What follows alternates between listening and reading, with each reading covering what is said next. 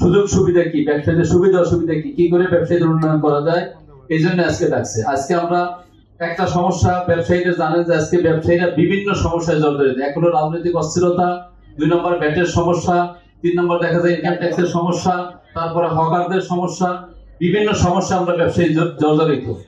এর ভিতরে আমরা যদি একটু তাকাই যে আমরা আরেকটা সমস্যা আমাদের সামনে চলে আসছে যেটা সবার জীবনের সাথে জড়িত, যেটা ভূমিকম্প।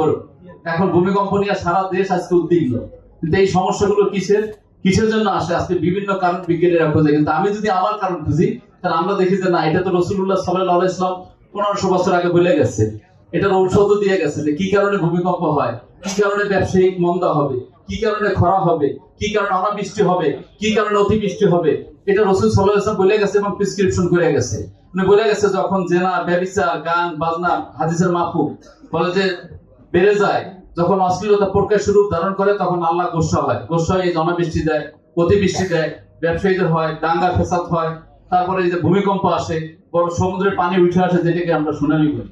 এবং এটার প্রতিকারের ব্যবস্থা কি এটাও বলে গেছে। যে জন্য বছর সবাই যখন আল্লাহর দিকে রুজু হবে, আল্লাহর কাছে তওবা করবে নিজের কৃতকর্মের জন্য, নিজের গুনাহের জন্য, তখন আল্লাহর গোসা ঠান্ডা হয়। গোসা ঠান্ডা হইলে আল্লাহ আবার রহমত, আবার আযাব তুলে নিয়ে রহমত জারি করে জমিনে। এই জন্য আমি আজকে প্রথমে মজলিস আমি সবাইকে বলবো, যদি আজকে শুক্রবার দিন যে ভূমিকম্প হয়েছিল আর হয়তো 20 সেকেন্ড বা 30 সেকেন্ড থাকতো, আজকে এই অনুষ্ঠানে কেউ আসতে পারতাম না, আজকে কেউ এখানে কথা বলতে পারতাম না, পরিচিত হইতে পারতাম না এই কবরের সাথে। হয়তো আজকে আমাদের পরকালের এক জিন্দিগি শুরু হইতো, যে জিন্দিগি শুরু হবে আর কখনো শেষ হবে না।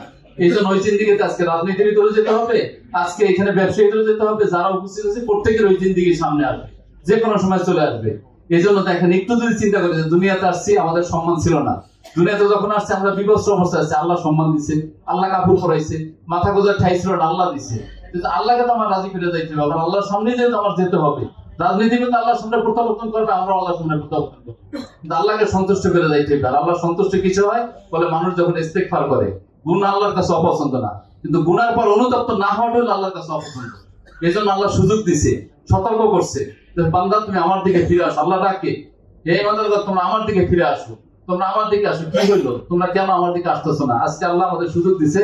আমি এই মঞ্চে প্রথমেই আমাদের ভাইদের সহ সবাইকে বলবো, আপনারা বিশাল জিম্মাদারিতে আছেন। আপনারা যদি দিনদার হয়ে যান, আপনারা যদি নামাজের সময় মাইক বন্ধ করে নামাজে যান, সবাই নামাজে যাইবে। এই জন্য আমি সবাইকে বলবো যে আমরা প্রত্যেকের গুনাহের জন্য, আমার গুনাহের কারণে আজকে সমাজও এই অবস্থা, আজকে দেশও এই অবস্থা, এবং ভূমিকম্প যত প্রাকৃতিক আযাব এটা আমার গুনাহের কারণ আসে। আমি তওবা করি, আমি আমার গুনাহের কথা স্মরণ করি। আমি মনে করি যে আমি যদি তওবা শুরু করি, এই মঞ্চে যারা আছে এই মজলিসে তওবা করে, তা আল্লাহ ফেরেশতাদেরকে বলবে দেখো আজকে দুনিয়ার একটা ব্যবসায়ীদের মজলিসে আমার কথা স্মরণ করছে, তওবা করছে, তুমি এদের পর রাজি হয়ে যাও। এই জন্য আল্লাহকে রাজি আমাদের করা প্রথম দায়িত্ব। দ্বিতীয় হলো দেখেন আমরা ব্যবসায়ী, আমাদের আসলে যারা এই সরকার যায় সরকার আসে, কিন্তু আমাদের ব্যবসায়ীদের ভাগ্যের পরিবর্তন কতটুকু হয় যদি চিন্তা করেন। দেখেন দীর্ঘদিন আমরা ছিলাম, আমি এটা কাউকে খুশি করার জন্য বলি না, আমাদের দেশে একটা কথা প্রচলিত আছে, বিএনপি হলো ব্যবসা বান্ধব সরকার। এটা সবাই জানে যে বিএনপি আসলে ব্যবসায়ীদের ব্যবসা করার সুযোগ দেয়। আর তারা গেছে, আমি কারোর জন্য ছোট কথা বলি না, এদের বদনাম আছে যে এরা হলো শুধু আত্মসাৎ করার চিন্তায় ছিল যে কে নিজেরটা দিয়ে বড় হবে। এক একজন কোটিপতি না, হাজার হাজার কোটিপতি হয়েছে, তারপরও সে আবার মানে কাটিং এটা সেটা নিয়ে ব্যস্ত ছিল। কিন্তু বিএনপি যদি আসে, আমরা যেহেতু জানি যে ব্যবসা বান্ধব সরকার, আমরা এই আশায় এখনো বুক বাইতে আছি যে আসলে আমাদের ব্যবসায়ীদের উন্নতি হবে। সাথে সাথে বিএনপির সাথে যদি যারা ব্যবসায়ী, যারা রাজনীতির পাশাপাশি আবার ব্যবসায়ী, তাদের সেবা যে ব্যবসা করে, সে যদি আসে ব্যবসায়ীদের দুঃখ বুঝবে, ব্যবসায়ীদের কষ্ট বুঝবে। সন্তান যখন কান্না করে মার ভালো লাগে না, মা বুঝে যায় সন্তান পেট ব্যথায় কান্না করতেছে না টয়লেটের জন্য কান্না করতেছে, কিন্তু মাসি বোঝে না, মাসি বোঝে না। কিন্তু ওইরকম যদি ব্যবসায়ী নেতৃত্ব আসে তাহলে সে বুঝবে ব্যবসায়ী কি জন্য আসছে, দেখলি ব্যবসায়ীদের মূল্যায়ন করবে। তৃতীয় বিষয় হলো আজকে এখানে সবাই আসছে, তারপর আমার বলতে হয় কপিল ভাই আমার অনেক দিনের পুরনো পরিচিত না। 5ই আগস্টের পরে কপিল ভাই 9 তারিখে হঠাৎ করে আমার সাথে আমাদের 7 নম্বর সেক্টরে আসছে, আমাকে একজনের মাধ্যমে বললো যে আপনার সাথে চা খাবে, আপনাদের সাথে কপিল ভাই এসে বসছে। তো প্রথম বৈঠকে 5 মিনিট বা 10 মিনিট কথা হয়েছে, কপিল ভাই সময় দিছে। এই জন্য আমি চিরদিন তার কাছে কৃতজ্ঞতা আদায় করি। পয়সা উনি বললো যে দেখেন ভাই 6 তারিখ থেকেই আমার কাছে গিয়া কিছু লোক বললো যে শহীদ ভাই অমুক, এই লিজুর লোক, অমুকের লোক, হাবিব হাসানের লোক, এইভাবে কান জ্বালাপোলা করে যাচ্ছে। কিন্তু আমি একটু খোঁজ খবর নিলাম, উনি কত বিচক্ষণতার পরিচয় দিচ্ছে। খোঁজ খবর নিলাম এবং আমি আপনার সাথে কথা বলতে আসলাম। তো 10 মিনিট আপনার সাথে বা 5 মিনিট কথা বলে যেটা মনে হলো পুরো ভরা মজলিস কল্যাণ সমিতিতে বললো যে না, এই লোক অন্তত কোন আওয়ামী লীগ করতে পারে না, সে সামাজিক কাজ করছে, বিভিন্ন জনের কাছে যেতে পারে, যেটা আমাদের আসাদ ভাই বলে গেছে। আমাদের যেটাকে আমরা গেছি, কোথাও কোনোদিন দেখতে পারবে না যে এখানে যারা আছে যে কোনো ব্যবসায়ী অন্তত কারো জন্য আমরা সুপারিশ করছি কোনো দল করছে। আওয়ামী লীগের একটা ছোট যদি দেখেন যে ওয়ার্ডের সদস্য ছিল, তার জন্য আমরা বলছি যে তাকে আমরা কমিটিতে নেব না। কিন্তু দায়িত্ব হইতে পারে যে এখানে আছে, এখন ছবি তুলবেন, আপনি কালকে বলবে যে না এর বিরুদ্ধে মামলা করে দাও, এরকম আমাদের হইতেছে, যেটা আমাদের ভাই বলবো আসাদ ভাই। তো তখন কপিল ভাই একেবারে সবার সামনে বলবো যে না, কমিটিতে শহীদ ভাই আছে, সেক্রেটারি, বাকি কি হইবে জানি না। শহীদ ভাই আছে, আমি বললাম না ভাই, আমি খুব দ্রুত চলে যাবো, আমার জেনারেল মিটিং এর আগে আমাকে শেষ করে দেন এইসব অপবাদ নিয়ে। কারণ আল্লাহর জন্য মসজিদ করতে গেছি, মসজিদ দুনিয়ার কারোর জন্য করতে যাইনি।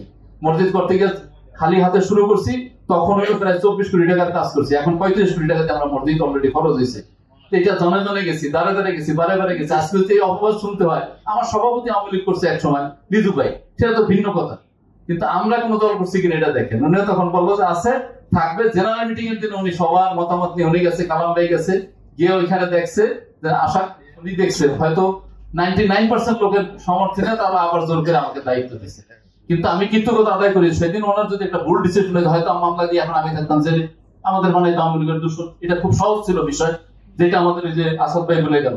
এরপরে দেখেন মার্কেটে আমাদের সমিতিতে আলহামদুলিল্লাহ, আমি আলাউদ্দিন টাওয়ারের সেক্রেটারিও, আমাদের মার্কেটে কোনো দলাদলি নেই, কোনো গ্রুপিং নেই। কিন্তু বিভিন্ন মার্কেটে আছে যেটা বাস্তব কথা। আজকে মতের মিল হয় না, ফট করে ধরে তাকে একটা মামলা দিয়ে দেন। আমাদের রাজুকের রতন ভাই, মোস্তফা ভাই জানবেন তার খবর নিয়ে, আমি আপনাদের কাছে অনুরোধ করবো, সে বিএনপি করে একেবারে বহু আগে থেকে, অথচ তার সাথে একটা গ্রুপিং এর কারণে তাকে কিছুদিন আগে ধরে বেইজ্জতি করে তাকে এসে দিয়ে দিল, কি বলে এক মামলায় ঢুকে দিয়ে তাকে জেলে নিল, যদিও সে ছাড়া পেয়েছে।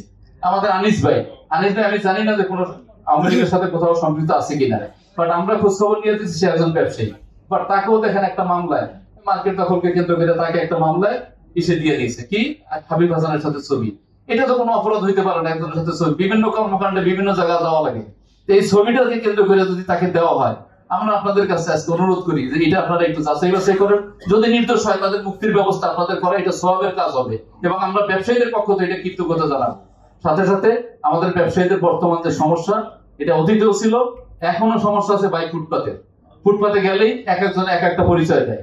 আমি 3 দিন আগের কথা বলি। 3 দিন আগে আমাদের আলাউদ্দিন টাওয়ারের সামনে দোকান বসাইছে, সে গিয়ে হ্যাঙ্গার কে বলে যে আমি যুব দলের পূর্ব থানা সভাপতি। তা আমাকে ফোন দিল, তখন বললাম যে বারবার বুঝাইয়া বললাম যে আমি আসছি অনেক দূরে, বুঝান, যদি না বোঝে তাহলে কপিল ভাইয়ের মোস্তফা শরণাপন্ন হয়েছে, আপনাকে এটা দিচ্ছেন কিনা। আপনারা আরেকটা মার্কেটের সামনে যায়, কোনোদিন আমাদের আলাউদ্দিন টাওয়ারের সামনে হকার নাই যে বসাইবে জোর করে, এটাকে হইতে পারে কিনা। যদি ওনারা দলীয় ভাবে বলে যে না আমরা অনুমতি দিচ্ছি, তাহলে বলবেন। যখন তাকে এই দোহাই দেওয়া হয়েছে যে ঠিক আছে মোস্তফা ভাইকে আমরা জিজ্ঞাসা করবো, কপিল ভাইকে জিজ্ঞাসা করবো, ইউসুফ ভাই নামটা জানি কি বলছিল, পলাশকে জিজ্ঞাসা করে নামটা দিয়ে যান, এবং সে লাস্ট থ্রেট করে আসছে, গেলাম তবে আবার দেখা হবে, এটা বলছে, বসতে দিলেন না। এটা আপনার যেমন দলের বদনাম হয়, আমাদের কষ্ট লাগে, আপনার ভোটের ক্ষতি হয়, একজন দুজন লোক, এদেরকে চিহ্নিত করা দরকার এবং এটা প্রতিরোধ করা আপনাদের দায়িত্ব। সাথে সাথে আরো কয়েকটা, আল্লাহ আমরা দোয়া করি, আল্লাহ আপনাদেরকে এর ভিতর থেকেই তো কাউকে আনবে, আশা করতে এর ভিতর থেকে আমরা দাবি করবো।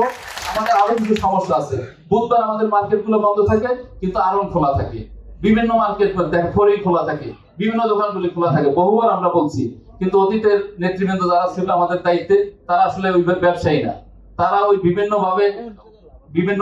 সুযোগ সুবিধা নিয়ে এটা কর্ণপাত করে না, বরঞ্চ তারা এটাকে উৎসাহ করছে।